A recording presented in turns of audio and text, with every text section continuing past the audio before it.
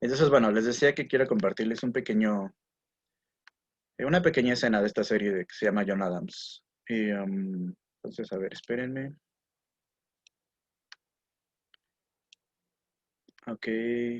mm,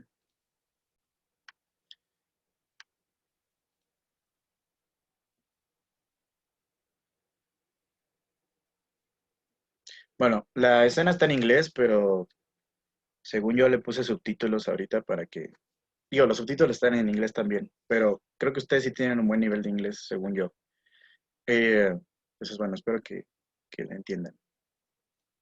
You must find Philadelphia much changed, Mr. Jefferson. Bueno, les digo quién es quién, ¿no? Este que está sentado aquí pegado a la cámara, se supone que es Thomas Jefferson, y el que está del otro lado es Alexander Hamilton, y quien está pegado acá a la esquina es John Adams.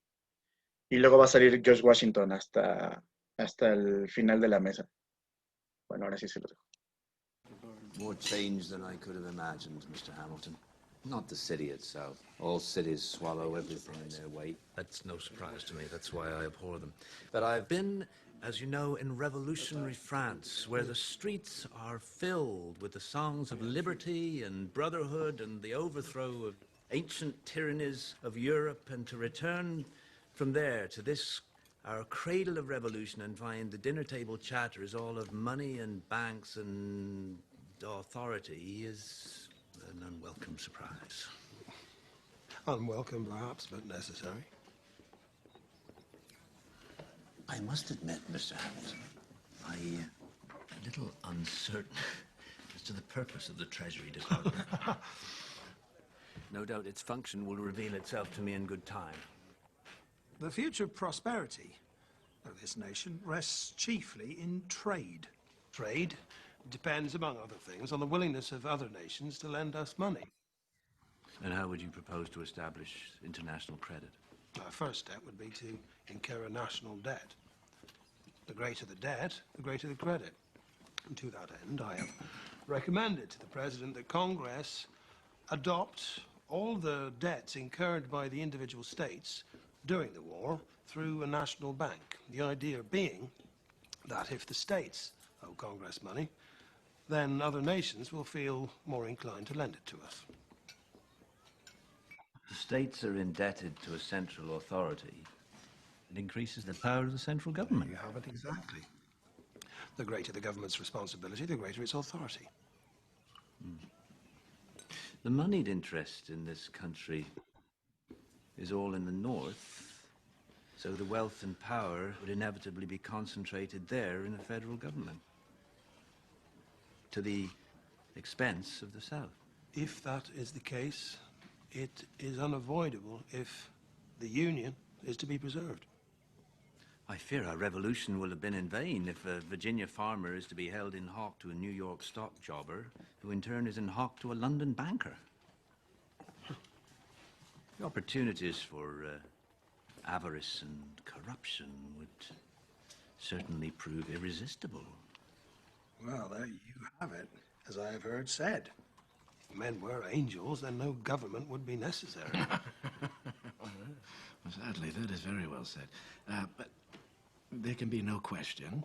Our nation cannot bind together without powerful central government. But we must also accommodate the needs of our constituent states, both North and South. The power of one must check and balance the other. And to that end, we must dedicate all of our energies and our care.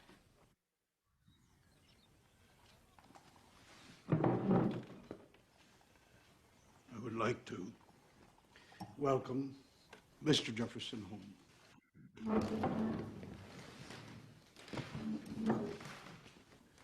Mr. Secretary of State. Here. Mr. President, gentlemen.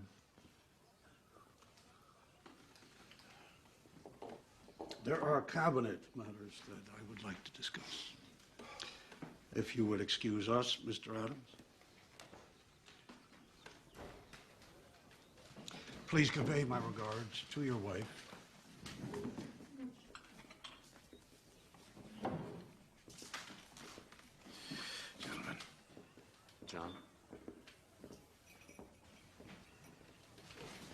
President. Mr. President, and nothing more.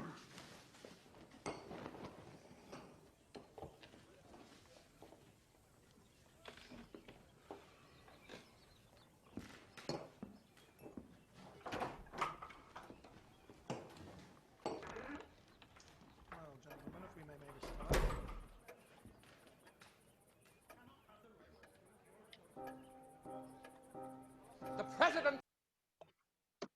Bueno, hasta ahí.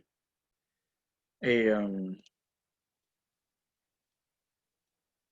bueno, se supone que, pues como vieron, Jefferson está preocupado por esta idea de un banco central, ¿no? Y un poco lo que defiende Alexander Hamilton es esta idea de que el gobierno central necesita tener mucho más autoridad, ¿no? Y eso es una cosa que a Jefferson no le gusta. Sobre todo porque él es un gran defensor de las autonomías y de las soberanías de cada uno de los estados. Entonces, bueno, ahí está la discusión, ¿no? O sea, un poco lo que dice Jefferson es, bueno, entonces vamos a terminar. Eh, no va a servir de nada nuestra revolución porque en vez de que ahora estemos atados a un granjero está atado a un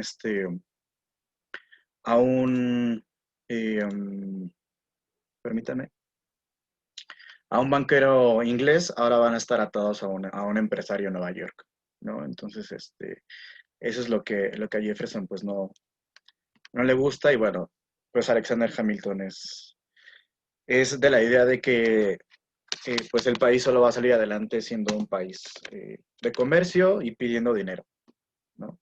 Pidiendo dinero prestado a las demás naciones, que es una de las cuestiones más importantes que se trataron ahora en esta otra parte de la lectura, ¿no? Que leyeron ahora, que es esta cuestión, digamos, de cómo se ve al país fuera del país, ¿no? Internacionalmente, el país tiene que visibilizarse como un país estable para poder pedir prestado a las demás naciones, ¿no? Y esa es una cosa que a Hamilton le interesa mucho, que el país pueda pedir dinero prestado, pues con la idea de hacer negocio, ¿no? Jefferson ya veía un poco este problema, ¿no? Que iba a acarrear problemas de corrupción, etcétera, ¿no? De avaricia. Incluso problemas entre los estados del norte y los estados del sur, ¿no? Entonces, poco Jefferson ya veía esta posible ruptura entre el sur y el norte, ¿no? Desde mucho antes de que se diera la guerra civil.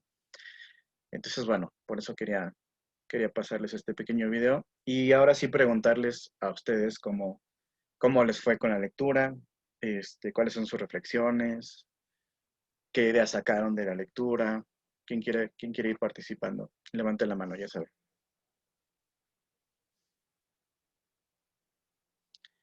El compañero Samuel Blanquet, por favor. Ok, yo, como antes, como una duda respecto a la conformación del Senado, ¿no? Decía como, por qué tienen que cumplir como un estándar de edad como mayor a los de la Cámara del... Entonces, siento que la lectura me ayudó con esto porque explicaba que tienen que ser mayores porque, no porque sea, o sea, como yo lo vi es que no es que sea más importante, sino que tener más, o sea, sus actividades, sus responsabilidades tienen que tener como un cierto grado de más capacidad, porque son como, o sea, no lo diría más importantes, pero lo diría tratados y todo eso, ¿no? Entonces, yo creo que, o sea, esto me quedó más claro respecto a este tema y también que como que los ven como snobs, ¿no?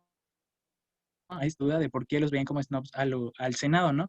Y también me quedó claro, ¿no? Porque no están tan cerca de los ciudadanos debido a que Hamilton lo ponía de que ponía el ejemplo de que y que ellos tenían que ser capaces como de calmar esta situación, ¿no? Y por lo tanto no tienen que estar tan apegados al pueblo, ¿no? En esta parte. Entonces, eso se me hizo como interesante y eso fue lo que me gustó. Sí, claro, muchas gracias. Sí, un poco el Senado ya no está, como dices bien, ya no está tan pegado al pueblo. El Senado ya es una instancia digamos, un poco más aristocrática. Y incluso por este hecho de que tienen que tener más edad en el sentido de que se supone, o ellos suponen que teniendo más edad uno es más responsable, uno tiene mucho más experiencia, etcétera, ¿no? Por eso las diferencias de edades entre los representantes y los senadores, que hasta la fecha sigue vigente. Y, y en este sentido, digamos, el Senado sería como una especie de freno frente al desbocamiento del pueblo, ¿no? Mucho en estos artículos se dice eso, ¿no? O sea, como que el Senado sería una especie de muro frente a un asambleísmo puro que nos llevara a una especie de revuelta de la chusma, ¿no? Entonces es lo que quieren evitar Hamilton, Madison y Jay, ¿no? Bueno, también el compañero Diego Alejandro, por favor.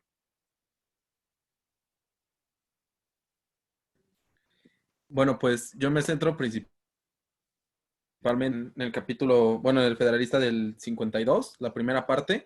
Creo que sigue retomando muchas ideas de lo que leímos anteriormente, ¿no? Diciendo que, pues, énfasis en la constitución política, cuando dice que, primeramente, el fin de la constitución es que tiene que conseguir gobernantes a los hombres que posean mayor sabiduría, y que en este caso, si nos vamos un poco digo, a la cuestión de Maquiavelo, pues, ¿qué decía, no? Que tenía que ser un líder virtuoso, ¿no? De alguna manera, eso también influye mucho. Yo así es como lo puedo analizar.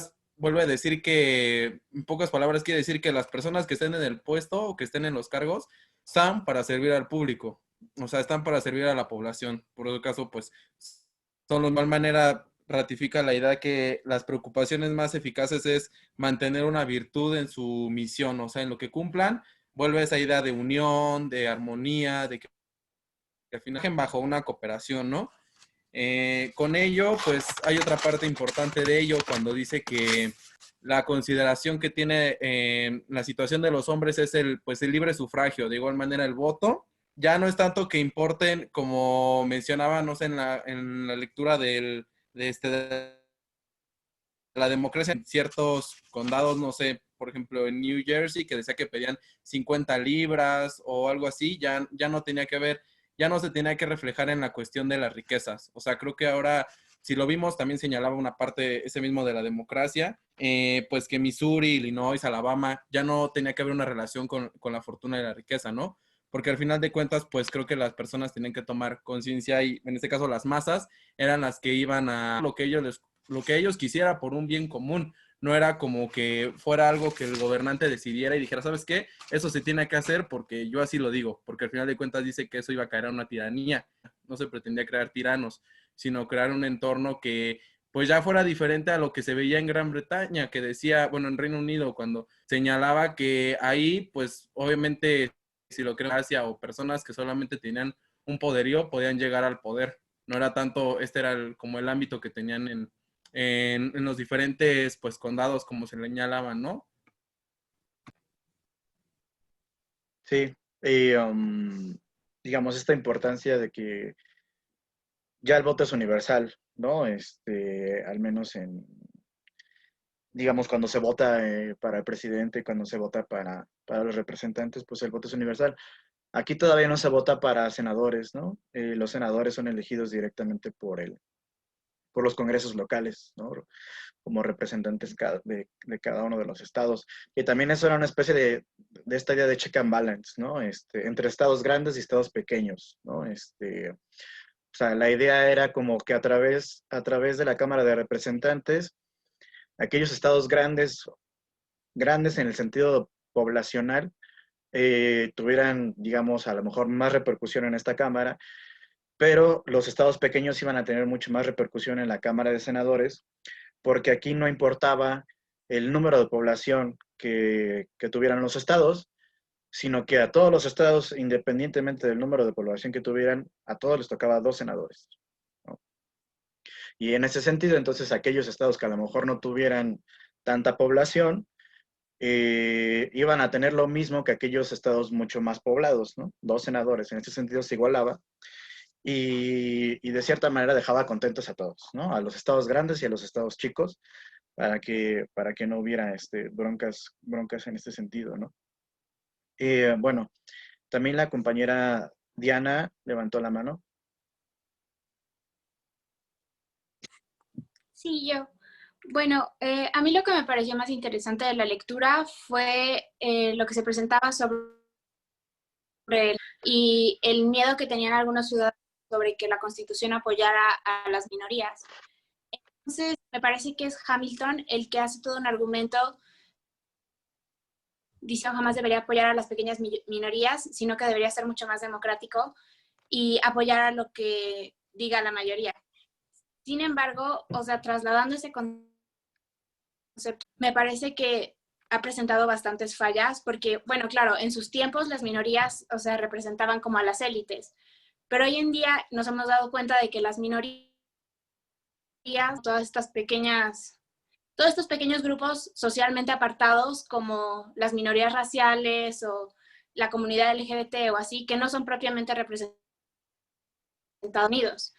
Incluso las minorías que no son propiamente segregadas, sino que en general, por ejemplo, el sistema electoral de Estados Unidos bastantes fallas por esta preferencia que se le da a las mayorías, por ejemplo, como pudimos ver con las elecciones de Trump, que supuestamente la mayoría de los votantes no votó en sí por Trump, Congreso electoral y eso, se terminaron alterando los resultados. Entonces, creo que si lo pasamos al día de hoy, ya se necesitaría como una reforma, porque ahora ya no priman a las minorías al punto de que ya no tengan un voto o que ya su voz no sea representada.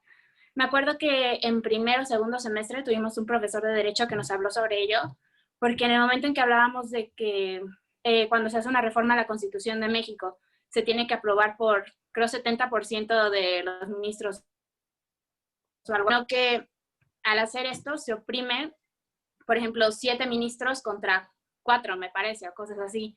Entonces la decisión de 4 ministros ya no cuenta del total. Entonces, no sé, me pareció muy interesante que eso no se haya trasladado al día de hoy. Sí, muchas gracias. Sí, esta idea de las minorías es muy vigente, ¿no? Aunque depende también de qué tipo de minorías hablemos, ¿no? Creo que al menos lo que les preocupaba a muchos de los ciudadanos estadounidenses en aquella época de los que Hamilton habla, eran de las minorías, digamos, más privilegiadas, ¿no? Los ricos, digamos, aquellas personas adineradas y con grande poder económico, ¿no? Claro, y también hay otras minorías, como bien mencionas, que son estas minorías que a lo mejor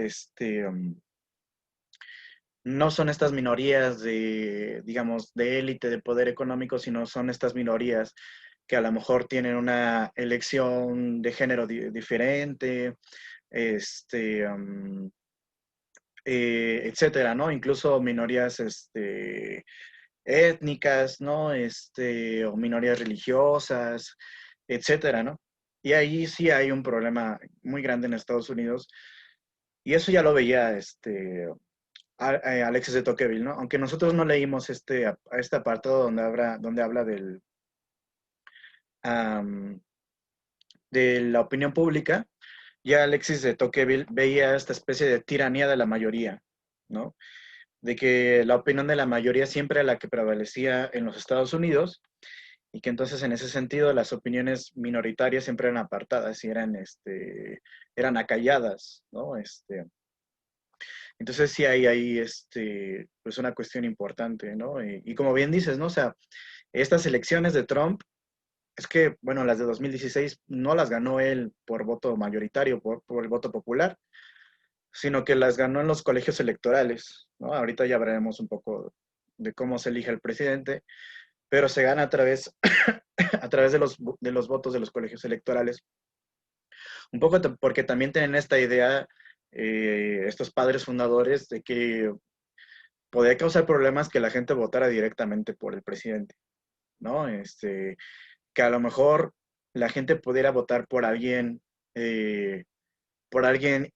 incapaz, por alguien sin virtud, por alguien que no tuviera conocimientos de gobierno, etcétera, ¿no? Lo chistoso es que al fin y al cabo el sistema se rompió y eligieron a Donald Trump, que tiene todas estas características, ¿no? Entonces, fue una cosa muy chistosa porque, o sea, fue un sistema que sí funcionó, un poco más de 200 años, ¿no? Pero creo que sí, Donald Trump fue un punto de quiebre muy importante en ese sentido, porque lo que querían evitar, y lo vemos aquí en estos textos, lo que querían evitar era que llegara una especie de populista, ¿no? Un demagogo a la presidencia, y al final no lo pudieron evitar y llegó Donald Trump, ¿no? Entonces, bueno, creo que sí dice muchos del deterioro de ciertas instituciones en los Estados Unidos, ¿no? Había muchas personas que decían, bueno, ok, sí llegó Donald Trump, pero no pasa nada, o sea, porque está en los check and balance, entonces toda esta división de poderes, pues va a provocar que Donald Trump, pues no pueda ejercer el poder, tan brutalmente como lo haría si no tuviera estos check and balance, ¿no? Pero a mí no me parece tan claro, ¿no? Luego más ahora con la elección de la nueva jueza, que es conservadora, y que además fue propuesta por el propio Donald Trump, ¿no? Y ahora ya fue ratificada por el Senado. Entonces, pues uno dice, o sea, ¿hasta qué punto también esta parte judicial está tan separada de la presidencial si el propio presidente es quien propone a los jueces, ¿no? Entonces, muchos en Estados Unidos lo que dicen es que los jueces ya no deberían estar elegidos o ya no deberían ser propuestos por el presidente, ¿no? Sino que debe haber otra instancia diferente para poder elegirlos, ¿no? También hay muchas personas que ya dicen que esta cosa de los colegios electorales ya es una cosa muy vieja y que ya debería poder votar la gente directamente por el presidente, ¿no? Pero bueno, es muy, muy, muy, muy difícil hacer cambios en la Constitución estadounidense. Y bueno, no por nada ha estado vigente durante más de 200 años. Entonces, realmente se requeriría un cambio muy, muy grande dentro del país para que se dieran este tipo de transformaciones, ¿no? Constitucionales. Bueno, muchas gracias. También estaba el compañero Imanol Rodríguez, levantó la mano. Profe, de manera muy rápida, retomando un poco de lo que han comentado los compañeros y sobre todo, ¿no? Lo que más me llamó la atención fue la cuestión del Senado. ¿Cómo es que muchas veces vemos incluso en el Poder Legislativo, ¿no? Aunque a pesar de que es bicameral, por así decirlo, pero a veces uno llega mal. Por ejemplo, haciendo un comparativo a lo mejor muy, muy ligero, muy simple, pero lo vemos aquí en México en el caso de la pandemia, ¿no? A menos que el Senado mexicano tenía que dar permiso para que la Cámara Baja, en este caso la Cámara de Diputados, dejara de sesionar, ¿no? Entonces eso fue algo así como de, lo sacó el tercero y dije, wow. En el Senado, ¿qué es lo que sucede? Lo que comentaba usted y mi compañera Diana, ¿no? ¿En qué momento, cuál fue lo que quebró el sistema? ¿Qué razón quiebra el sistema como Donald Trump al poder? Y sobre todo, una de las cosas más importantes, pues es el hecho de las circunstancias en las que se da, ¿no? O sea, mucho se pierde las encuestas, gana la elección, y meramente cuál es la condena. Aparecer como tal, digo, ya si lo vemos en un comparativo internacional respecto a la situación económica, muchos sugieren, y en parte yo también me apego de manera personal, parcialmente esa decisión de que pues en un criterio fue bueno que llegara Donald Trump en cierto modo nada más. Y posteriormente ahí empezamos a sopesar cómo es que muchas veces se logra zafar de un juicio político gracias al Senado. Muchas de las cosas las está haciendo a base del Senado. Entonces, hay que ver si realmente está electoral o en los sistemas del Estado. En este caso, los aparatos. Más precisamente en el Senado. Tiene una Cámara de Representantes que está en algún momento de su administración todos estuvieron en su contra, pero todo lo libra gracias al Senado. Entonces vamos a ver qué tan viciado entonces está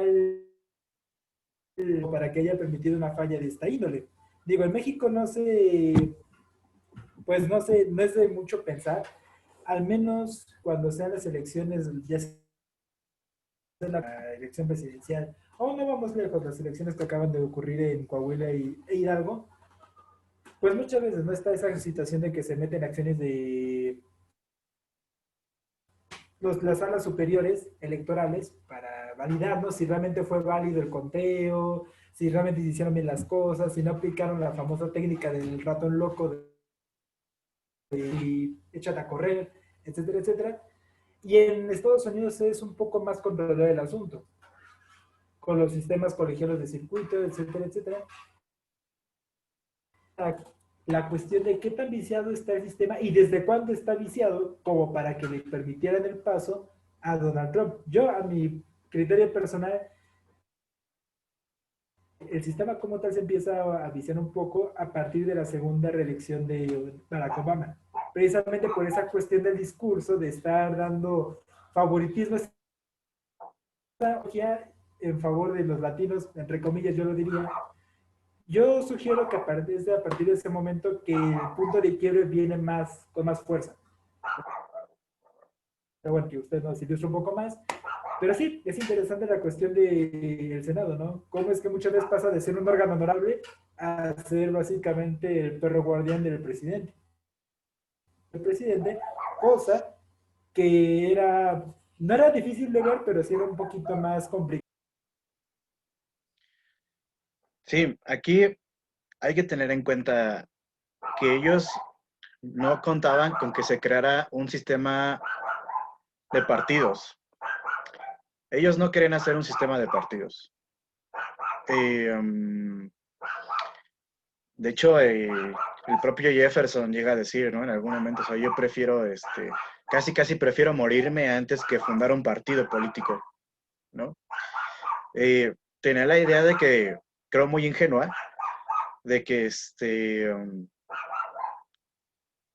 de que todos iban a estar unidos por el bien común, ¿no? De que todos iban a navegar en la misma dirección, porque los ideales eran los mismos, ¿no? Pero al final esto no fue así. Pero yo digo esto porque creo que es importante tenerlo en cuenta en el sentido de que si este desarrollo de los partidos no se hubiera dado, como realmente se dio, el Senado hubiera funcionado de otra manera. El Senado hubiera sido mucho más independiente del presidente si no hubiera habido partidos políticos, ¿no? Porque ahora el Senado le rinde cuentas al presidente, pues porque todos son republicanos, ¿no? Todos son miembros de un mismo partido político. Y esto fue lo que ellos no vieron, ¿no? No vieron el posible nacimiento de los partidos políticos. Y esto al final, por decirlo en corto, les dio la madre, ¿no? Y le dio la madre también a la forma en la que eligen al presidente, porque ellos pensaban, por ahí hay una cláusula que venía en los artículos que leímos para hoy, que decía, ¿no? Seguramente cada uno de los estados va a elegir a un hijo predilecto para ser presidente. Y entonces nadie va a tener mayoría en los colegios electorales. Cuando esto suceda, la decisión va a recaer en la Cámara de Representantes. Entonces, en este sentido, ellos esperaban que siempre funcionara de esta manera y que la elección del presidente siempre recayera en la decisión de la Cámara de Representantes. Pero bueno, al final no le salió, y no le salió precisamente también por esto que sucedió, de que se crearon partidos políticos, se creó un bipartidismo, que logró aglutinar un montón de votos diferentes que de no haberse dado, hubieran estado esparcidos entre diferentes candidatos, pero al presentarse esta cuestión de que se dieron partidos políticos, pues todo se aglutinó en solo 2 partidos políticos. Y obviamente que alguien iba a tener que tener la mayoría. Entonces, pues ya, se le salió el tiro por la culata y no le salió su plan de que la elección estuviera casi siempre en manos de la Cámara de Representantes, ¿no? Entonces, bueno, sí, esta es una cosa muy interesante también, digamos, o sea, hasta qué punto, o sea, es una discusión muy importante, ¿no? O sea, hasta qué punto Donald Trump representa este deterioro de las propias instituciones estadounidenses. Si uno revisa la historia de los presidentes en los Estados Unidos, no todos los presidentes han sido Thomas Jefferson o gente inteligente de ese nivel, ¿no? Por ahí, por ejemplo, Andrew Jackson, se burlaban mucho de Andrew Jackson porque pues decían que era un tonto, decían que era un tonto, ¿no? Pero Andrew Jackson fue un general victorioso y que volvió a pelearse con los británicos para hacer una especie de segunda guerra de independencia, ¿no? Y ese era el mérito de Andrew Jackson. eh, y por lo menos tenía ese mérito, ¿no? Pero Donald Trump, pues, no es un gran general, no fue un gran político, fue un gran presentador, de shows y salió en películas y salió en El Príncipe del Rap y salió en series y rollos así. Ese era el mérito, ¿no? De Donald Trump, pero no había hecho ninguna otra cosa, ¿no? Entonces sí, creo que sí, en ese sentido sí refleja, ¿no? O sea, un poco para compararlo, o sea, por ejemplo, a Andrew Jackson decían que era un burro, ¿no? Y Andrew Jackson es de los fundadores del Partido Demócrata en los Estados Unidos. Y por eso el Partido Demócrata tiene como, como emblema el burro, ¿no?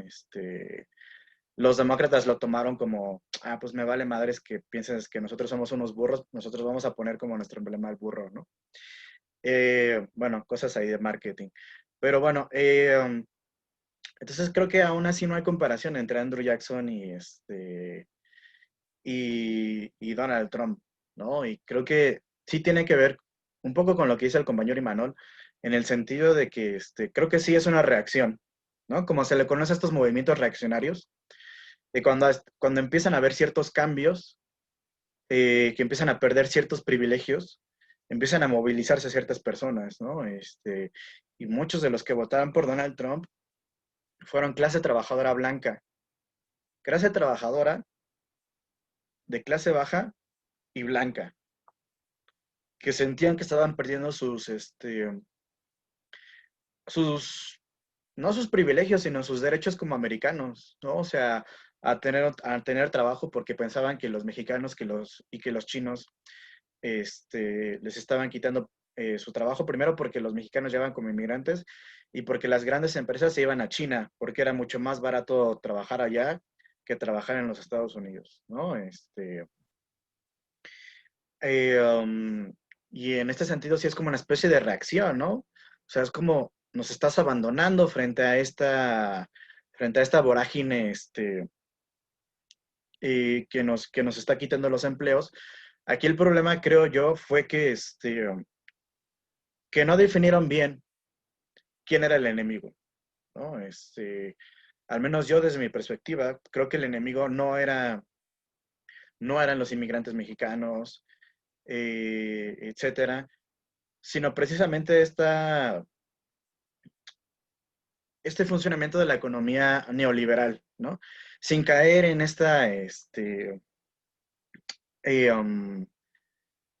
como en esta especie de, no sé, de lo que siempre dice el presidente, de que todo es culpa del neoliberalismo, ¿no? El presidente de México. Sin caer en esa especie de cosa tan burda, pero sí creo que mucho tuvo que ver esta política de vamos a abaratar los trabajos, pues nos vamos a China porque ya es mucho más barato, ¿no? Vamos a mudarnos al norte de México porque allá es mucho más barato contratar gente, ¿no? Y vamos a permitir que vengan empresas extranjeras, ¿no? Porque aquí lo importante es hacer negocio y no tanto defender los derechos de las personas, ¿no? Entonces creo que en cierto punto el enojo de esta clase blanca trabajadora tenía razón. El problema es que creo que no enfocaron bien el enemigo, ¿no? O sea, enfocaron el enemigo eh, como no el que estaba arriba de ellos, sino el que estaba más abajo de ellos, ¿no?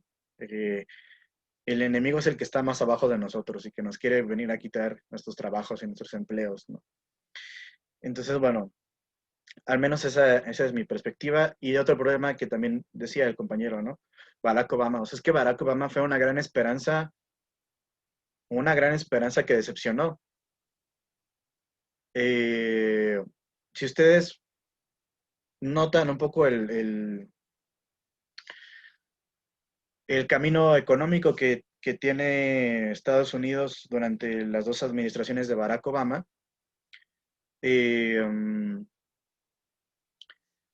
pues no funcionó, ¿no? O sea, siguió implementando ese tipo de economía que beneficiaba a las grandes empresas. O sea, y eso mismo se repitió con el discurso de Hillary Clinton, ¿no? Un poco el discurso de estos liberales estadounidenses, tipo Barack Obama, Hillary Clinton, etcétera, era como, somos súper progresistas porque defendemos los derechos de los LGTBI, ¿no? Y sí, es importante defender esos derechos, pero hasta ahí se quedaban, ¿no? O sea, era como defendamos derechos inmateriales, ¿no? Los derechos de aborto, derechos de los homosexuales, lesbianas, derechos de etcétera, etcétera, etcétera. Que claro que sí, ¿no? Son importantes defenderlos, pero no tomaban en cuenta la cuestión de clase como una cuestión que atravesaba todos estos problemas, ¿no? Y, por ejemplo, decían, no, vamos a defender a las mujeres, y Hillary Clinton se postulaba como una mujer feminista y todo este rollo, ¿no? Pero una mujer feminista, pues liberal o neoliberal, una especie de feminismo neoliberal, que entendía que el problema de la mujer era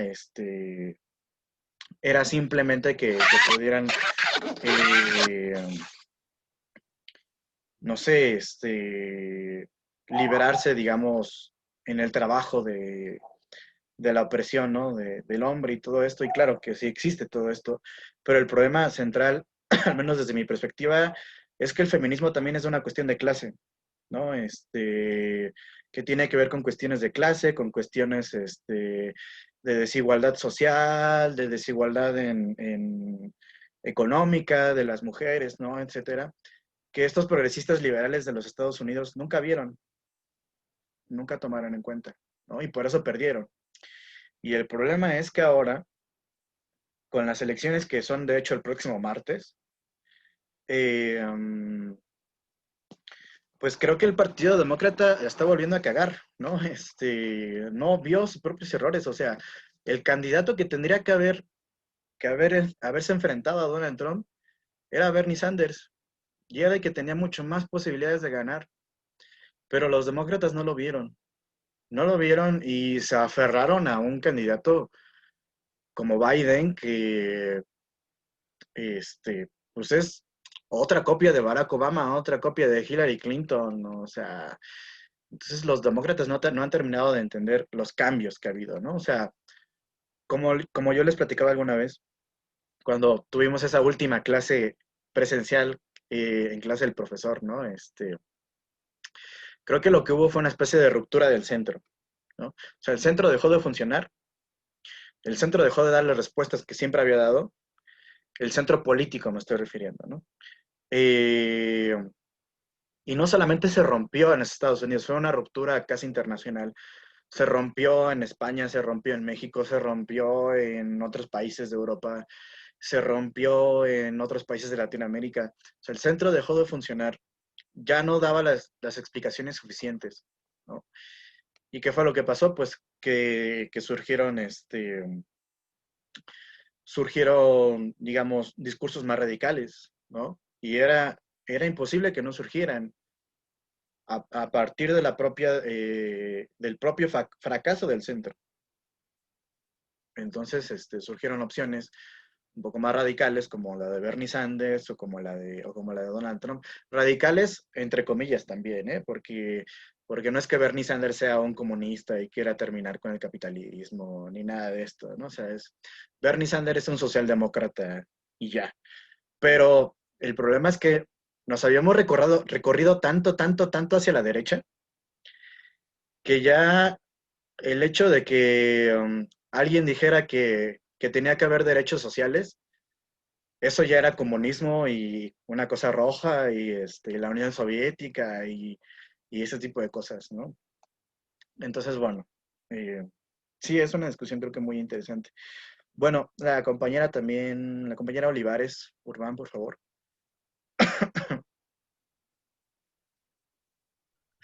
Sí, bueno, me surgió una pregunta antes de dar.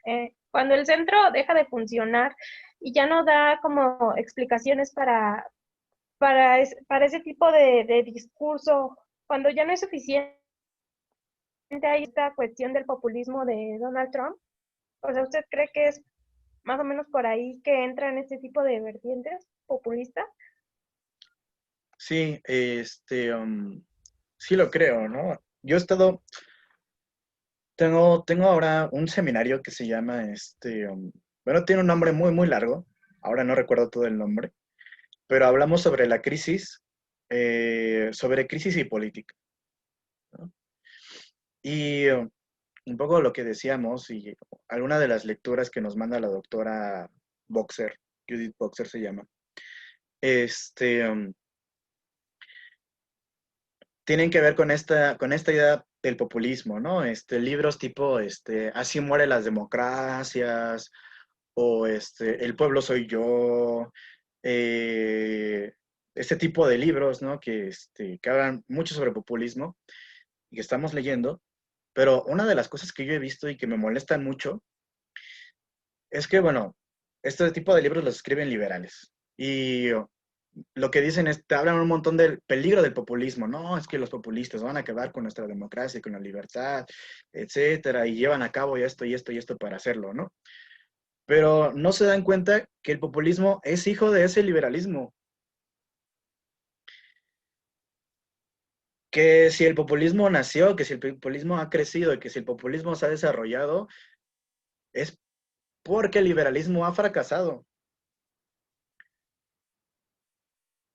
Y no lo ven, estos autores no lo ven, ¿no? Simplemente es el populismo muy malo, muy malo, ¿no?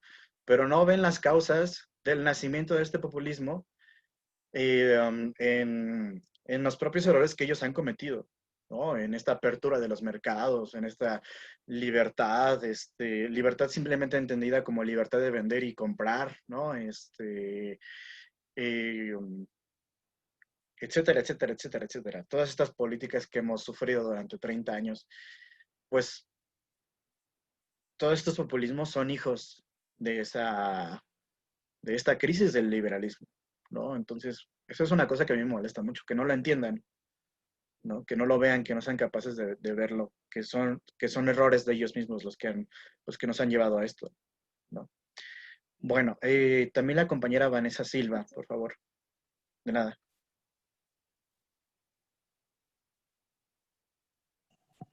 Bueno, nada más que creo que Gaby no había dado su participación, ¿no importa? No, no importa, adelante, participa. Ya. ¿O no? ¿O Bueno, sí ya acabaste? perdón, Gaby. Bueno, ¿No acabaste, Gaby? Perdón. No, es que ya, Vanessa. es que, Me voy a es que la Vanessa, veía sí. una pregunta. Pero- No, lo mío es muy breve. No. Van a ver. ¿Habló o no? Decidan ustedes quién habla. Que sea Vanessa. democrático. Bueno, entonces ahorita Gaby, porque Gaby sí iba a hablar de otra cosa. Bueno, yo de hecho quería comentar con respecto a lo que usted hablan del presidente, que la lectura me parece que decía precisamente que esta elección tenía que ser por un cuerpo selecto de electores, ¿no? Y que función en específico, que iban a ser diputados por el pueblo. Incluso ahí entra la parte que estaba comentando Samuel, de que ahí la importancia que para que no, digamos, eligieran a una digamos que una minoría no eligiera a una persona que no era como tan apta para el puesto, o sea, para elegir al presidente, pues eran esas cuestiones de edad, para que se formularan ya una opinión, que, digamos, los conocieran y pudieran elegir al presidente. Y hasta hace énfasis en estos se van a referir principalmente... Ay, ¿sí me escucha? Te me fuiste por unos segundos nada más. Voy a apagar mi cámara porque es que si no Sí, se va no te con preocupes. internet. Perdón. No te preocupes. Sí, y entonces se explica que, bueno, la importancia de esto de los tratados era precisamente porque ellos estaban en relación con las cuestiones de la guerra. Incluso más adelante, cuando habla de los tiempos en los que tienen que estar, en el que tiene que estar el presidente, pues nos dice que los años los piensa, bueno, no solamente para el cargo de presidente, sino para los demás cargos, lo piensa en función de que al momento del cambio no genere como una desestabilidad en todo el sistema, antes cambios todos los candidatos. Y bueno, esa era en esa cuestión. Y también me agradó la lectura porque siento que en esos capítulos que nos dejó, habla como este sistema de contrapesos, como que no deja que el poder recaiga sobre una sola parte, como por ejemplo en la Cámara de Representantes o en el Senado o incluso en el presidente. O sea, siempre dice que intenta que haya otro órgano que dé ese freno en caso de que pues alguno de ellos se corrompa. Y hasta incluso dice que Burdo, creo que hace un comentario acerca de que la persona como que piense que a lo mejor en algún punto se puede corromper todo el sistema, perdón, es muy desgraciada porque dice que para que eso suceda se tendrá que corromper, por ejemplo, la Cámara de Representantes, ¿no? Sino en general todo, o sea, tiene que ser como así un seguimiento de se corrompe este, se corrompe el otro y así, y todo un hilito para que de verdad todo el sistema, entonces, eso era todo. Sí, muchas gracias. Sí, es muy importante eso, ¿no? Que dices el último. O sea, realmente ellos pensaban que este sistema de check and balance, digamos, de división de poderes, pues iba a impedir que si, digamos, una instancia se corrompía, pues la otra iba a impedir que digamos, que esa otra rama del gobierno, pues pudiera hacer daño, ¿no? Los otros dos poderes iban a ser como frenos, ¿no? Y sí, realmente lo que decían, esta idea, ¿no? De que pues era muy difícil que todos se fueran a corromper, ¿no? O sea, hacía falta, digamos, una corrupción de ese tamaño para que el sistema no funcionara, ¿no? Y otra vez surge la pregunta, ¿no? Ok, ante esa hipótesis de que hace falta de que todo se corrompa para que la elección presidencial no funcione bien, pues otra vez surge Donald Trump, ¿no? La gran interrogante. O sea, Donald Trump realmente es una demostración de que el sistema estadounidense, no que ya haya fracasado y que se haya caído y que ya no sirva, pero que sí esté tocado, digamos, fuertemente. Creo que, creo que sigue ahí la pregunta en el aire, ¿no? Ah, como para un tema de investigación de tesis o un rollo así, pues pueden hacer esa pregunta. Am, bueno, la compañera Gaby, si quieres terminar. Ah, sí, es muy rápido. Eh, Presta la atención de la lectura, vuelve a hacer pues la comparación que hace en este capítulo Hamilton, o más de que habla acerca de la Cámara de los Comunes británica, y nos habla de que pues todavía, a pesar de que ya estaban en en la misma época histórica, aún a ellos les pedían tener cierto rango, cierta riqueza, tierras y todo eso para que tuvieran derecho a representar a la élite política de Gran Bretaña. Y decía que en Estados Unidos, pues los senadores en ese tiempo eran elegidos por el pueblo, pero también hablaba acerca de la representación según la población. el pueblo es lo que lo iba a escoger, ¿no? Pero era, pero, pero yo me pregunto aquí de que, según el pueblo, de quién, ¿no? Por esas épocas, pues también había cierto grado de esclavismo pues sí, de trabajos forzados, entonces, pues nada más sin que para los, pues sí, para los blancos, para los liberales, para todos ese tipo de personas, pero había mucha gente que yo siento que en esa época todavía estaba como muy rezagada al voto, ¿no? Y también me parece importante la parte de que dice que para tener un Estado fuerte habría que todo de nacionalismo y que también era importante tomar la opinión de otras naciones, de que uno dice que hay que tomar en cuenta la opinión, porque muchas, pues sí, democracias e ideas liberales fracasaron por no haber tomado la opinión de otras naciones respecto a la suya. Entonces ahí es donde yo siento que nace esta visión de Estados Unidos de siempre querer dar una buena impresión, ¿no? Nosotros somos los más democráticos, los más, no sé, republicanos, y siempre han creado esa, pues sí, esa imagen al mundo de que solo ellos tienen una verdadera democracia en ir a implantar o tratar de ayudar a otros países a que se vuelvan más o pues sí, más democráticos. Y pues ahí también en el web también nos dice que el autor plantea pues las verdaderas funciones de los poderes ejecutivo, legislativo y federal, como los conocemos hoy en día. Ahorita ya es muy común saber sus roles, pero yo creo que fue una idea revolucionaria que estos autores hayan dado como las características de qué es lo que verdaderamente... Y ya. Gracias. Sí fue una cosa revolucionaria, ¿no? Que fue, digamos, que fue llevada a la práctica por primera vez por ellos, ¿no? No se les ocurrió a ellos, porque lo retoman de otros autores, Montesquieu, por ejemplo, pero ellos fueron los primeros que se atrevieron a llevarlo a cabo. Entonces, en ese sentido sí fue revolucionario, ¿no? Y además, pues porque se atrevieron sin saber si iba a funcionar o no iba a funcionar, ¿no? Nadie más lo había probado. Um, por ejemplo, a los franceses se les ocurrió hacer un directorio, ¿no? Como un ejecutivo dividido en 5 cabezas, ¿no? Al final no funcionó porque el directorio se estaba dando en la madre entre sí, ¿no?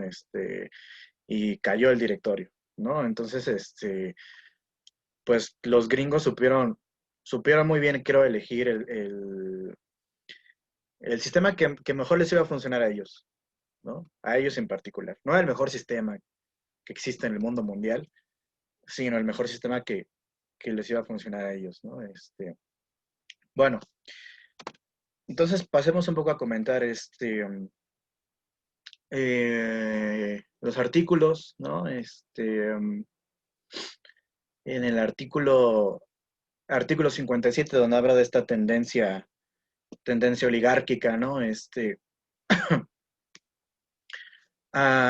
Pues se defiende mucho esta idea, ¿no? De que lo que hay que hacer o lo que una constitución política debería de hacer es garantizar que lleguen los mejores al gobierno, ¿no? Los hombres de mejor sabiduría, que tengan más virtud, etcétera, porque son los que van a pensar más en el bien público, ¿no? Esta idea del bien público a mí siempre me hace tanto ruido en la cabeza porque nunca nadie me ha sabido decir qué chingados es el bien público, ¿no? Pero bueno, eh, es una especie como de retórica que funciona por ahí, política. Entonces, bueno, defendían mucho esta idea. Y entonces ellos decían que uno de los medios más eficaces para lograr esto, para lograr que siempre los mejores sean los que lleguen, era esta idea de limitar los periodos, ¿no? Que ya un poco habíamos comentado también la vez pasada con la cuestión de la Cámara de Representantes. también mencionan toda esta idea que ya mencionaron algunos de ustedes, ¿no? De que cuáles son estos requisitos para que alguien pueda ser participante de una elección popular, que pueda ser elegido. Pues dice cualquier ciudadano que tenga el mérito, ¿no? O sea, que tenga una estimación y que tenga la confianza de sus conciudadanos puede participar, ¿no? O sea, ya no hay este requisito de que tenga que tener una riqueza, que tenga que tener una cuna noble o una fe religiosa, etcétera, ¿no? O incluso una profesión civil, sino simplemente con esta confianza por parte de la gente, ¿no? Eh, y además, un poco va a decir que a partir de ganarse esta confianza de la gente, pues se va a impedir que cierta gente, dice la lectura, de temperamentos ambiciosos, quieran aprovecharse, ¿no? Quieran encumbrarse y quieran sobresalir sin la influencia del pueblo, ¿no? Es decir, si quieren seguir ahí donde están, pues van a tener que seguir teniendo el apoyo del pueblo. Y si quieren pensar en sí mismos nada más, pues no lo van a poder lograr porque van a necesitar el apoyo del pueblo y el pueblo les va a quitar esa confianza si son gente que solamente piensa en sí mismo, ¿no?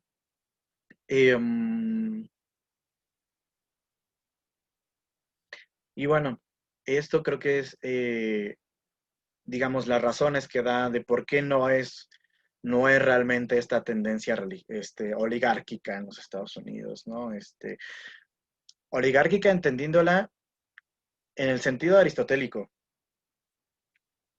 porque aunque no es oligárquica, sí es aristocrática.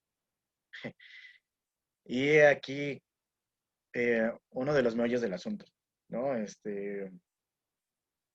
No es lo mismo oligarquía que aristocracia. Si alguien se acuerda de sus lecturas de Aristóteles, ¿cuál era la diferencia entre la aristocracia y la oligarquía? ¿Alguien se acuerda? Ay, rayos. Si mal no recuerdo, y corríjame si estoy mal, la aristocracia se refería a una élite, ¿no? O sea, era como con que chile, mole y pozole, o sea, solo era como que la gente con más poder de riqueza. En cambio, la oligarquía pues refería más a, pues ahora sí que a venir desde una fama o algo más hereditario, que igualmente provenía de una élite. Eso es lo que recuerdo, no sé si estoy en lo correcto. Ok. Por ahí va, pero Yo por- todavía no está tan claro. Ajá, a ver. Sí, bueno, sí, igual si no mal recuerdo, eran las formas de gobierno impuro, era cuando decía el gobierno de pocos y el gobierno de pocos sobre muchos, ¿no? Pero de las formas impuras, Ajá, que ¿y cuál la es? Ajá. aristocracia era el gobierno de sobre pocos y la oligarquía era el que gobernaba solamente uno sobre el resto de la población, algo así recuerdo. Va bien tu idea en el sentido de los gobiernos impuros y los gobiernos puros. ¿Cuál era la característica de los gobiernos impuros, según Aristóteles? Yo le puedo contestar. A ver, dime. Lo que recuerdo de la lectura decía que los gobiernos impuros no buscaban el bien común y los puros buscaban como el bien común de toda la sociedad, sino Exacto, que no tenían que pensar como en ellos. exacto. No, o sea, acuérdense, Aristóteles hace una especie de lista de los gobiernos, de los gobiernos puros, los buenos gobiernos, y otra lista de los gobiernos impuros, ¿no? Los gobiernos puros serían la monarquía, la aristocracia y la democracia, ¿no? Y los gobiernos impuros eran la tiranía, la oligarquía y la demagogia. La oligarquía. La demagogia. Exactamente, ¿no? Y esta característica que nos dice la compañera Sigüen es eso, ¿no? O sea, que los gobiernos impuros eran aquellos en los que los gobernantes pensaban solamente en sí mismos, ¿no? En una democracia, cómo se volvía impura la democracia y se convertía en una demagogia? Pues cuando los gobernantes pensaban solo en sí mismos y utilizaban toda esta palabrería para beneficiarse solo a sí mismos, ¿no?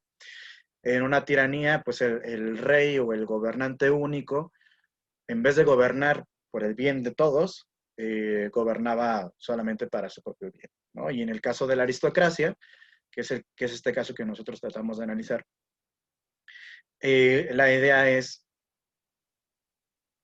que los mejores, en su forma impura, oligárquica, ya no gobiernan para todo el pueblo, para el bien de todo, para el bien común, este famoso bien común, sino que gobiernan simplemente para sus propios intereses, ¿no? Y ahí está la diferencia entre aristocracia y oligarquía, que una aristocracia sí funciona y gobierna para el bien común, supuestamente según Aristóteles y según lo que estos autores retoman de estas lecturas, y la oligarquía ya no gobierna para el bien común. Esa sería la diferencia principal. Bueno, entonces lo que... Profesor. Ajá, dime. Por eso en la lectura el federalista revela que Madison tiene como evidencia de Platón, ¿no? En la necesidad de mantener como el poder político fuera del alcance de quien es el mayor, o sea, fuera de las personas impuras, pues. Sí, exactamente, ¿no? Y De los mejores. Sí, adelante. Y, y también podíamos reflexionar en el sentido de que no podríamos decir si este tipo de gobierno sea bueno o malo, sino que dependió mucho de todo Estados Unidos, ¿no? Desde los colonos, ¿no? Y desde los fundamentos de los padres fundadores, ¿no? Sí, o sea, es toda esta influencia que ellos van a recibir de este tipo de lecturas, ¿no? Que ellos mismos van mencionando a lo largo de los propios artículos, ¿no? A lo mejor no te citan directamente, y como dice Aristóteles, pero o como dice Platón, pero sí digamos, implícitamente uno se da cuenta de que los han leído, ¿no? ¿Quieres decir otra cosa? Sí, quiero hacer mi pregunta. Ya que hablaron todos sobre qué eres y todo eso, ¿no? Pero siento que hay como otra parte donde que la constitución no sea como muy completa, en el sentido de que haya como desigualdades, ¿no?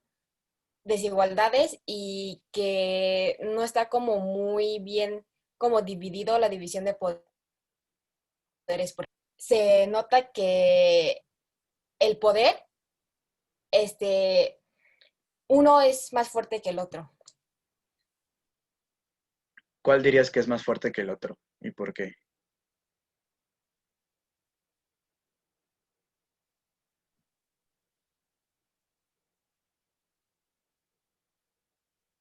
Hola, ¿sigues ahí?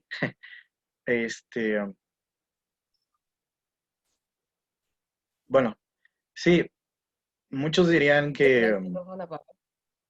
ok, dale. No, sí, cuando...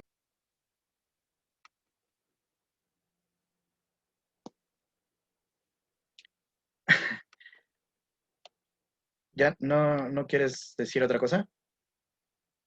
No, ya, si quiere continúe. Es que Ok. lo que había dicho tenía el micrófono apagado, pero Ah, ok, vale, no te preocupes.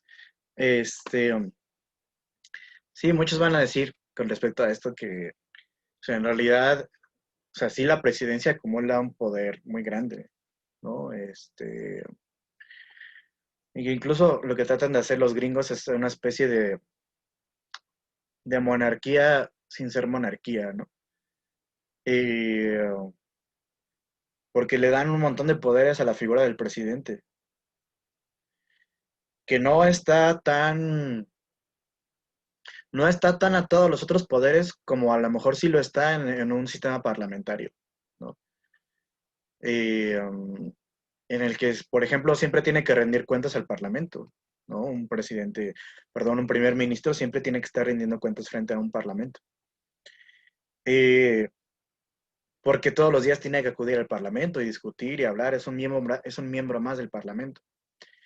pero en un sistema presidencial esa característica a lo mejor no está tan presente, ¿no? Y sí el presidente tiene un montón de prerrogativas muy importantes, ¿no? Eh, bueno, luego en este artículo 59, que se supone que escribe Hamilton, un poco lo que él va a defender es esta idea de que, digamos que la propia instancia legislativa tiene derecho digamos, a regular cómo se eligen a sus propios miembros, ¿no? Él defiende esta idea a partir de lo que dice de que todo gobierno debe contener en sí mismo los medios de su propia conservación, ¿no? O sea, cualquier tipo de gobierno debe de poder tener los instrumentos para poder mantenerse a sí mismo, ¿no? Entonces, bueno, esta es esta idea central. Y por eso, bueno, cada una de estas cámaras va a poder determinar de qué manera se eligen a sus miembros. Aquí, esta es una cosa importante que hay que mencionar, aunque creo que ya se las había mencionado en la clase pasada, pero lo repito, es que al menos durante estos primeros años, de estos primeros ciento y tantos años de la Constitución, el Senado o los senadores se eligieron siempre por parte de los congresos locales. Y no fue hasta principios del siglo XX donde ya se cambió y ya el pueblo directamente elige a los senadores, ¿no? Aunque el número de senadores siempre sigue siendo 2 nada más. Eso sí sigue siendo hasta la fecha. 2 senadores por estado. Pero ya es un poco más democrática la elección de los senadores, porque también hubo una especie ahí de mini revolución durante el primer cuarto del siglo XX que hizo que esta cuestión se transformara, ¿no? Entonces, bueno, pero en realidad lo demás sigue estando vigente. Entonces, bueno, el periodo en el que estos senadores son elegidos, pues es un periodo de 6 años, esto sigue siendo vigente. Hay una rotación en la que una tercera parte de estos senadores o de estos curules se vacían y son llenados de nuevo cada 2 años, ¿no? Y esto obviamente también sigue vigente. Otra cosa que sigue vigente, que ya les había dicho, es que cada estado sigue teniendo derecho nada más a 2 senadores, independientemente del número de población que tengan. Y, entonces, bueno, eso en cuanto a este pequeño artículo, bastante conciso. Luego en el artículo 62, donde habla del Senado, empieza a hablar o quiere tratar primero de las condiciones requeridas en los senadores, luego de su nombramiento por las legislaturas de los estados, en tercer lugar de la igualdad de representación en el Senado, en cuarto lugar el número de senadores y la duración en su cargo, y en quinto lugar de los poderes conferidos al propio Senado, ¿no? Ya discutimos un poco esto, ¿no? Al principio de la clase, que tenían que tener una cierta edad y un mayor tiempo de ciudadanía, ¿no? Si por ejemplo a los representantes se le pedía que tuvieran al menos 7 años siendo ciudadanos estadounidenses, a los senadores se les iba a pedir 9 años de ciudadanía, ¿no? Además de que si a los representantes se les pedían como mínimo de edad 25 años, a los senadores se les iba a exigir que al menos tuvieran 30 años, ¿no? Y bueno, él dice, ¿por qué esto? Pues porque hay una diferente misión que tienen que cumplir los senadores que no tiene que ver con la que tienen que cumplir los representantes, ¿no? Y que en este sentido, pues necesitan una mayor amplitud de conocimientos, una mayor solidez de carácter, etcétera, ¿no? Y además, este plazo de los 9 años, según ellos, lo que permitiría, por un lado, también es que no cualquier inmigrante que haya llegado ayer pueda participar en el Senado, ¿no? Sino que sea gente que ya tenga un cierto compromiso con el país. Y esto se demostraría a partir de este número de años siendo ciudadanos, ¿no?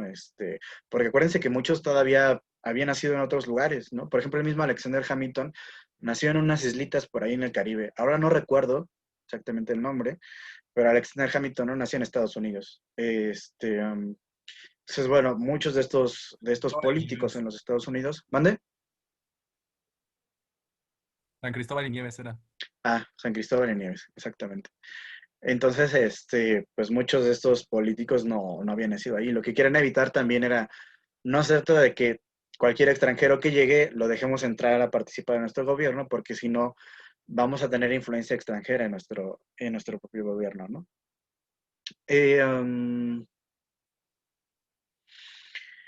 Luego, sobre el nombramiento, pues, por qué tienen que ser los congresos estatales los que elijan? Pues porque esto va a permitir que, digamos, aquellas personas que sean elegidas,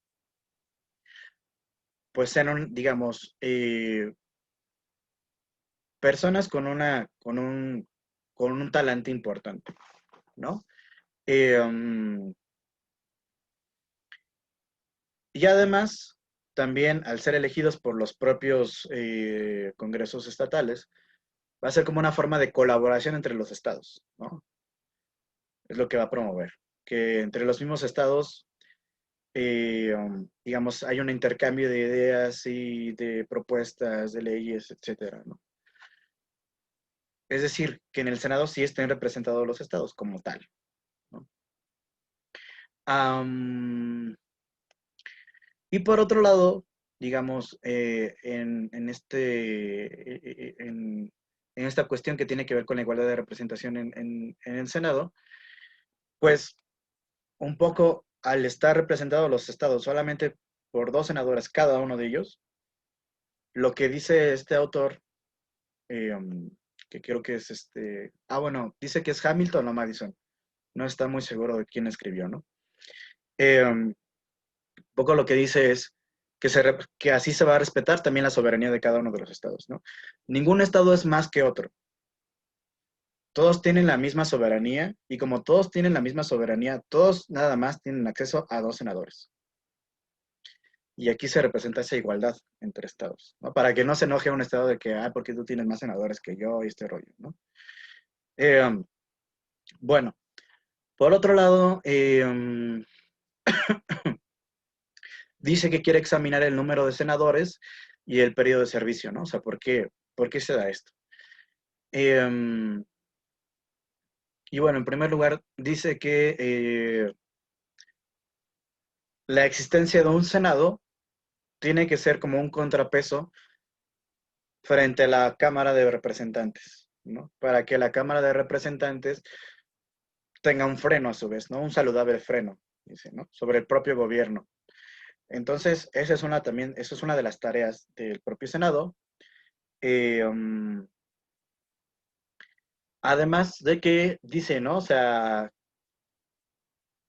que la participación de un Senado que además que no es tan grande como lo va a ser la Cámara de Representantes, por esta diferencia de cómo se elige cada uno de ellos, va a evitar, digamos, esta propensión, dicen ellos, ¿no? De las grandes asambleas, de las asambleas numerosas, a veces actuar a través de, con sus pasiones, ¿no? Entonces, dicen, así evitamos que actúen a través de sus pasiones. Y porque, bueno, eso lo ven como un gran peligro, además de que surjan líderes facciosos, etcétera, ¿no? Tiene que haber una especie de equilibrio. Además, dicen que otro de los defectos que puede corregir el Senado radica en que, dicen ellos, en la falta de un contacto suficiente con los objetos y los principios de la de legislación. Es decir, un contacto directo con el pueblo, ¿no? ¿Por qué? Porque otra vez ellos quieren evitar este rollo de las asambleas, que llevan a las pasiones y todo este asunto, ¿no? Si les interesa un poco, como entre paréntesis, meterse a cómo actúa la gente en masa, hay un libro muy interesante que se llama Psicología de las masas y análisis del yo, de Sigmund Freud, que incluso Ernesto Laclau retoma para hacer su análisis sobre los populismos, ¿no? Y bueno, se los dejo ahí como entre paréntesis, ¿no? Eso es a lo que temen estos señores, ¿no? A la gente en masa. No les gusta, por decirlo así, la chusma, ¿no? Son gente de élite. gente rica o intelectual. Entonces, bueno, así se va a evitar que esa otra asamblea, que es la de representantes, pues se dejen llevar por sus pasiones y que se dejen a llevar por sí solos, ¿no? Y que así entonces se cometan ciertos errores.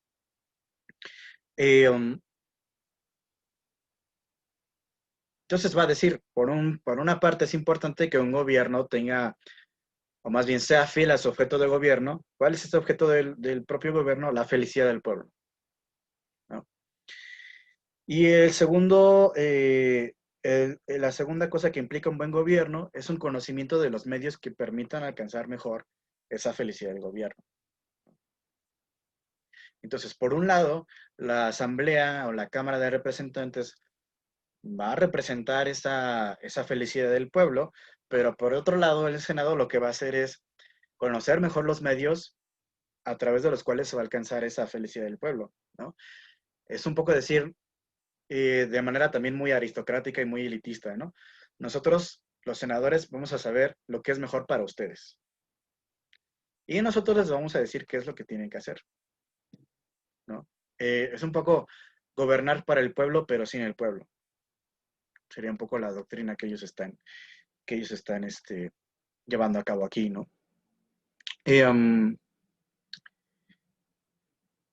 Y por otro lado, otra de las funciones que tiene que tener el Senado, digamos, con esta idea de que tenga un periodo más o menos largo, mucho más largo que el de los representantes, que son 6 años, pues es que sea una institución estable, ¿no? Y que así pueda derivar un gobierno estable, ¿no? O sea, dice que el cambio continuo, pues es incompatible con la prudencia, ¿no? Y con la perspectiva de éxito. O sea, ellos quieren una estabilidad en todo lo que tiene que ver con los asuntos de gobierno, ¿no? De aquí luego se va a derivar mucho esta doctrina de los famosos estudios de la gobernabilidad, ¿no? Que durante los últimos años fueron como muy populares, ¿no? Un poco la cuestión de la gobernabilidad y de su contrario de la ingobernabilidad, era esta idea de que la gobernabilidad lo que te permite es tener un gobierno estable y que tú gobiernes y lleves a cabo tus políticas y tus normas, etcétera, ¿no? Y que la ingobernabilidad es cuando el gobierno cuando el pueblo está ingobernable y nada más se la pasa quejándose y entonces ya no hay gobernabilidad, ¿no? Un poco la ingobernabilidad sería culpa del pueblo, ¿no? Ay, cómo se quejan, ¿no? ¿Por qué nos piden tantos derechos? ¿Por qué quieren educación pública y gratuita? ¿Por qué quieren salud pública? Dejen de quejarse. Están impidiendo la gobernabilidad, ¿no?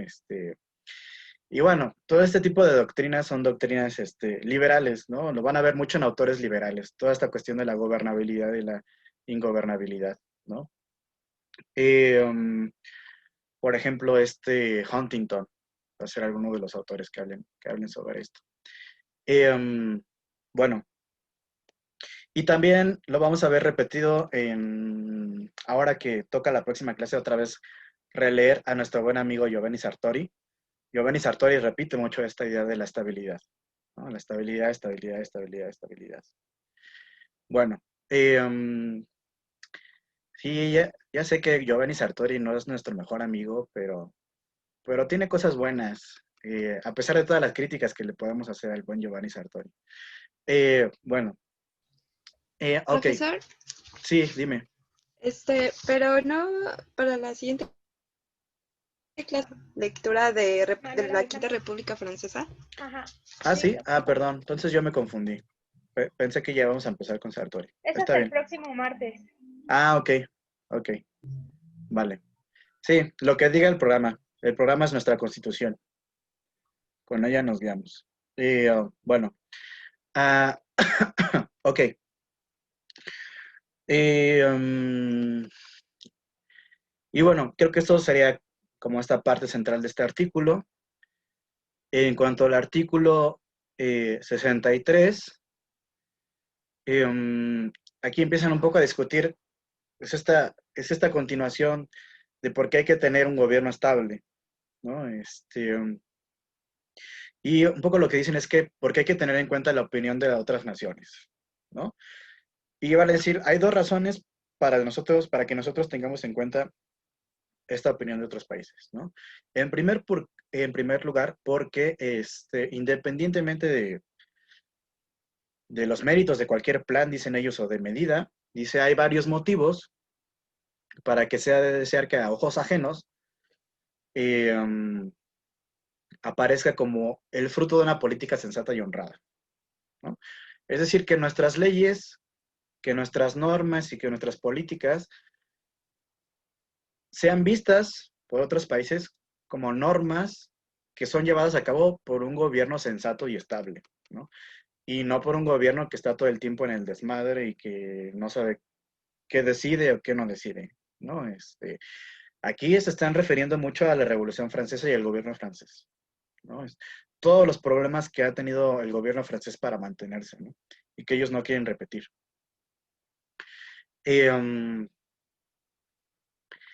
Y en segundo lugar, porque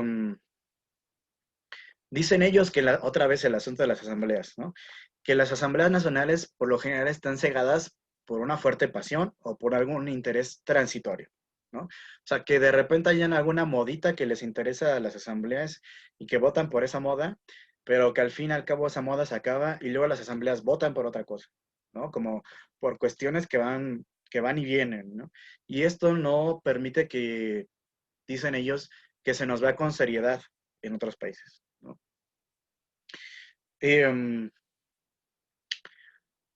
Luego, también va a decir que el Senado también va a funcionar como una especie de responsable del gobierno, ¿no?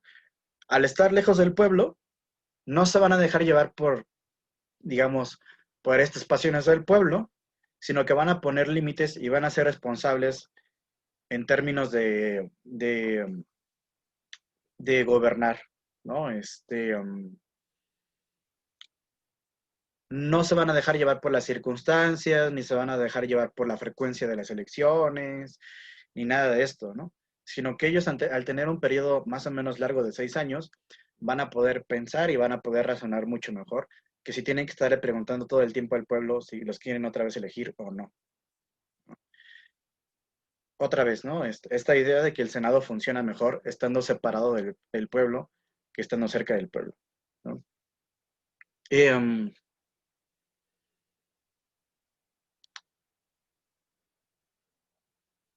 Y bueno, creo que esta es un poco esta idea central de este artículo.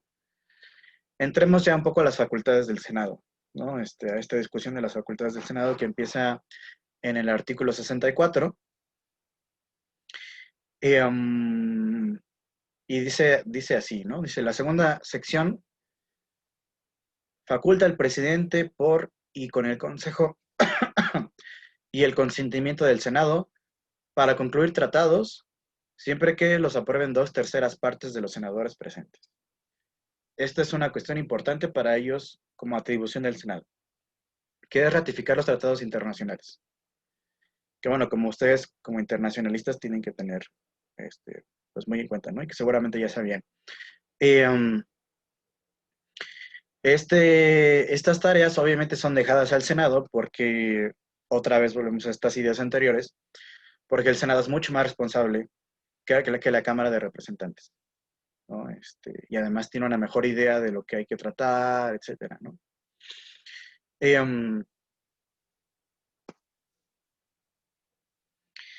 Entonces,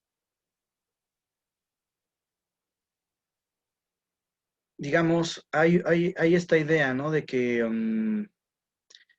empieza a tratar con algunas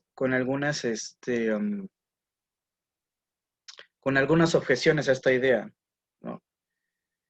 Y dice, a algunos les disgusta, dice, no, esta idea no por los errores o por los defectos que contenga, ¿no? Sino porque consideran que únicamente deberían concluir los tratados quienes estén investidos del poder legislativo, debido a que una vez perfeccionados, dicen ellos, van a producir el mismo efecto que las leyes, ¿no? O sea, Dice, mucha gente no quiere esto, de que los tratados sean ratificados por parte del Senado y que funcionen como una especie de ley general, como lo es la propia Constitución, porque dicen ellos, se le va a investir solamente a los senadores como si fueran una instancia propiamente legislativa única y que no se le está tomando en cuenta también a los representantes y que se les debería tomar también en cuenta porque son la otra parte del poder legislativo. Entonces, un poco por eso están en contra. O sea, la idea es esta. El Senado, al aprobar tratados y al ratificar tratados, está actuando como un poder legislativo solitario, sin el contrapoder que debería ser la Cámara de Representantes, ¿no? Esa es un poco la queja. Pero lo que dice aquí Jay es que, bueno, dice, estas gentes que se quejan de esto parece que no se acuerdan de que incluso los tribunales tienen ese tipo de poder, ¿no? Incluso los mismos gobernadores. Dentro de las propias facultades que tienen estos, ¿no? Entonces, esa queja no es válida, ¿no? Dice también, por otro lado, que hay otros que se quejan por otras cosas, ¿no? Que dicen que están conformes con que los tratados se celebren de esta manera, ¿no? Pero no están conformes con que los tratados se consideren ley suprema de la nación, así como se considera la propia Constitución, ¿no? Y bueno, lo que les dice Jay es que, bueno, o sea, pónganse a pensar tantito, ¿no? O sea, si nosotros no consideráramos como un compromiso estas leyes o estos tratados, nadie querría firmar tratados con nosotros. Lo que Jay dice, acuérdense, un tratado es una especie de contrato en el que tienen que estar dos personas o dos sujetos tomados en cuenta, llámense estados o personas, ¿no? Entonces, otro estado no va a querer firmar un tratado con nosotros si piensa que nosotros en cualquier momento vamos a poder decidir quitarla o tomarla en cuenta, ¿no? Entonces, un tratado tiene que tener un cariz de ley suprema si queremos que otros quieran hacer tratados con nosotros. Si no, esto no va a funcionar, ¿no? Nadie va a querer hacer tratados con nosotros así. Bueno, aquí termina esta parte que tiene que ver con el Senado. Ya creo que vimos en general, ¿no? Lo que tiene que ver con el Senado. Y aquí en el artículo 68, que escribe Hamilton, empieza un poco ya a tratar las cuestiones de la elección presidencial, ¿no? Que igual son muy importantes, ¿no? Y dice, claro, es importante que el deseo del pueblo se manifieste, ¿no? A través de la elección de una persona y de la elección del presidente, ¿no? Dice, pero este objetivo se va a cumplir plenamente si nosotros le dejamos esta elección no ya directamente al pueblo, sino a personas elegidas por el pueblo para que a su vez elijan al presidente, ¿no? Porque estas personas, al ser seleccionadas por el pueblo, pues van a ser otra vez personas de confianza, personas inteligentes, personas, etcétera, ¿no? Todas estas virtudes que a ellos les encanta enumerar a cada rato. Y obviamente, al ser este tipo de personas, van a elegir mucho mejor que si el pueblo elige directamente, ¿no? Y aquí, pues Trump debe estarse riendo de esto, ¿no? Que dice aquí este artículo, ¿no? Y, bueno, entonces digamos que este pequeño número de personas van a elegir mejor que la masa popular, ¿no?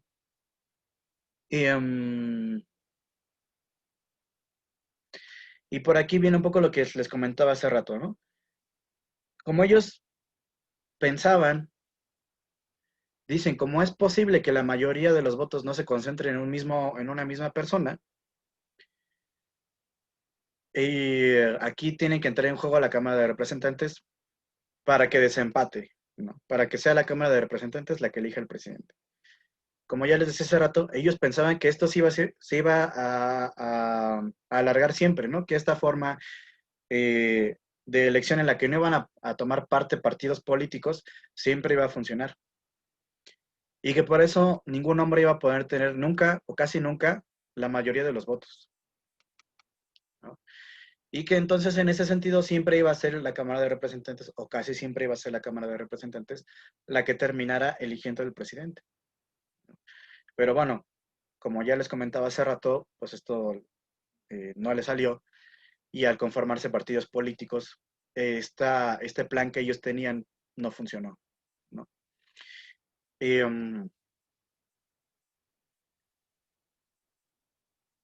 y aquí dicen, bueno, una cosa, igual que creo, viéndolo desde esta perspectiva actual, contemporánea de Donald Trump, creo que nos puede dar un poco de risa, ¿no? Dice, el proceso electivo, nos da la certidumbre moral de que el cargo del presidente no recaerá nunca en un hombre que no posea en grado conspicuo las dotes exigidas. La habilidad en la pequeña intriga y en esos bajos trucos que provocan la popularidad puede ser suficiente para encumbrar a un hombre hasta el primer puesto en un estado determinado, ¿no? Es decir, ellos no querían hombres populares, ellos no querían personas que fueran populares frente al pueblo, que fueran populares frente al pueblo, porque eso les daba miedo, ¿no? O sea, podría llegar cualquier persona. Pero bueno, al final ya vimos que de todos modos llegó cualquier persona, ¿no? Donald Trump. Luego, en el capítulo 71, que de nuevo escribe Hamilton, va a decir, ¿no? Dice, es un principio general de la naturaleza humana que el interés de un hombre en lo que posee guarda relación con la fijeza o incertidumbre de sus derechos, ¿no? O sea, aquí va a hablar un poco de que es conveniente de que el presidente tenga un periodo más o menos largo, que son 4 años, en el cargo, porque entonces va a tener mucho más interés en hacer su trabajo y que además se pueda reelegir, ¿no? Porque si se puede reelegir va a tener todavía más interés en hacer bien su trabajo, porque entonces va a depender de que el pueblo lo vuelva a elegir para otro periodo, ¿no? Entonces, por eso conviene que no haya limitación en los periodos presidenciales, ¿no? Como lo fue al menos hasta finales de la Segunda Guerra Mundial, ¿no? No había un periodo definido. Siempre se pudo reelegir cuantas veces quisiera el presidente, ¿no? Esto era legal.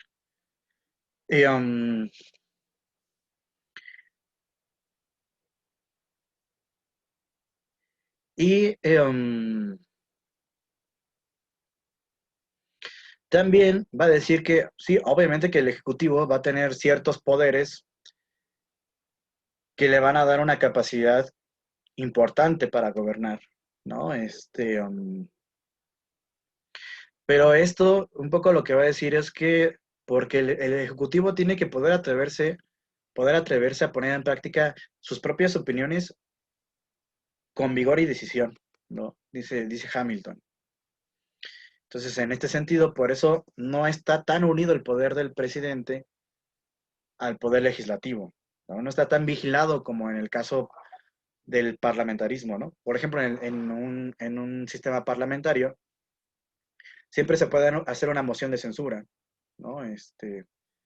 Poco lo que mencionaba esta lectura, que por error mío no comentamos, ¿no? Pero la moción de censura,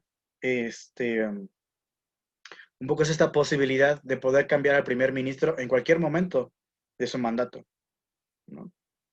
En cualquier momento en el que el Parlamento le quite su confianza, el primer ministro puede ser revocado. Pero el presidente no. O sea, el presidente tiene que durar los 4 años o los 8 años en caso de que sea reelegido, ¿no? Y aquí no hay ningún tipo de moción de censura que pueda funcionar, ¿no? Más que el impeachment. Pero el impeachment necesita que todo el mundo esté de acuerdo. Cámara de Senadores, Cámara de Representantes, ¿no? Y es mucho más difícil de llevar a cabo, ¿no? Porque en un sistema parlamentario simplemente hace falta que la Cámara Baja le quite su confianza al presidente o al primer ministro y ya, Bueno,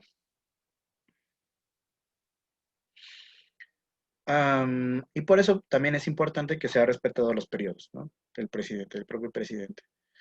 Luego en el artículo 72, donde habla de la reelegibilidad del presidente, ¿no?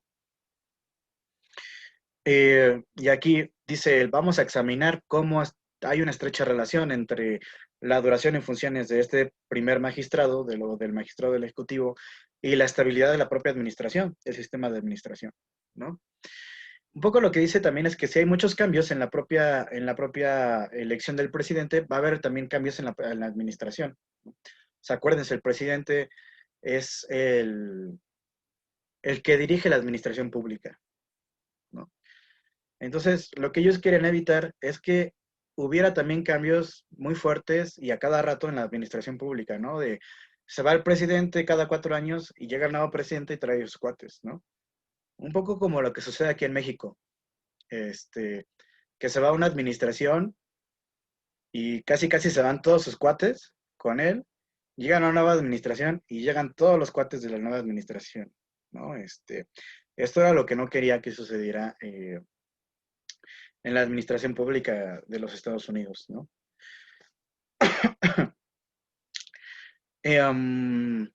Entonces, por eso decían, esta es una de las ventajas que tiene que el presidente pueda ser elegido, ¿no?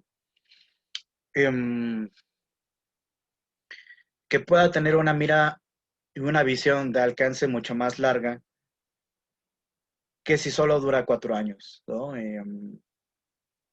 Además dice que por otro lado, si solamente durara 4 años, se vería tentado a usar sus prerrogativas, sus poderes, para hacerse rico en 4 años y luego irse, ¿no?